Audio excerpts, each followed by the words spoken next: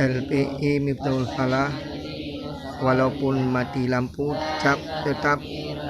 anak-anak santri LPI Lembaga Pendidikan Islam yang ada di Hutan Gelinggang Simpang 4 tetap melaksanakan bacaan Yasin yang dibacakan oleh anak-anak kita, santriwan dan santriwati Lembaga Pendidikan Islam Miftahul Falah